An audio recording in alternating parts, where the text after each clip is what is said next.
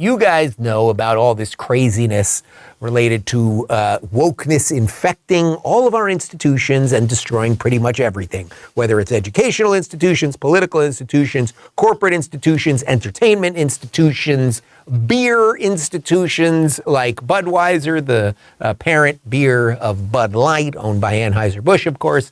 And what sparked much of the latest brouhaha was that Bud Light sponsored Dylan Mulvaney. This is a dude dressed as a chick. Hi. Impressive carrying skills, right? I got some Bud Lights for us. So, I kept hearing about this thing called March Madness, and I thought we were all just having a hectic month, but it turns out it has something to do with sports. And I'm not sure exactly which sport, but either way, it's a cause to celebrate. This month, I celebrated my day 365 of womanhood, and Bud Light sent me possibly the best gift ever, a can with my face on it. Check out my Instagram story to see how you can enjoy March Madness with Bud Light and maybe win some money too. Love ya! Cheers! Don't love you back. Okay, you guys know the fallout from this thing. Bud Light is stuck on shelves. Anheuser-Busch offered like this half-assed apology. I think they like suspended or slightly removed with pay the woman who was in charge of this. They were embarrassed by their own customers. I mean, just an absolute catastrophic mess for the company. And I have to say, it's good to see, because one way you can push back against this nonsense is with your dollars. Now, you might be going, Dave, why are you showing me this? This thing happened, a month ago, 6 weeks ago, whatever it might be.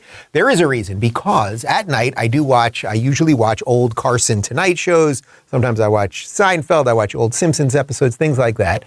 But I was watching a Johnny Carson Tonight show last night.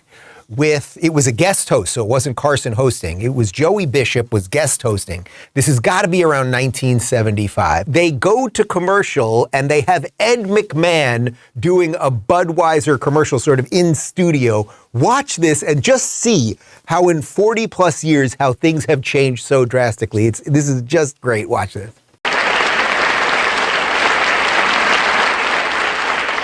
And now, here, speaking in round figures for the king of beers, is Ed McMahon. Did you ever think about all the sandwiches that are consumed across the country during just one evening's Tonight Show? For example, there are thousands of loaves of bread, hundreds of slices of cold cuts, jar after jar of mustard, actually tons and tons of pickles.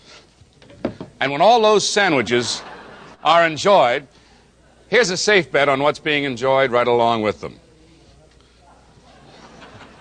That, of course, would be Budweiser. Bud is the largest selling beer in the world. A bottle of Bud and let that flavor out. Here's a beer that makes it mighty clear what taste is all about. So raise your stein at the friendly sign, Budweiser, king of beers. If you're planning an icebox raid tonight, go right ahead and pour yourself a Budweiser to go right along with that sandwich. It could possibly cost a little more, but as the Echo says, it's that Budweiser taste that makes it worth it. It is worth it. It's Budweiser.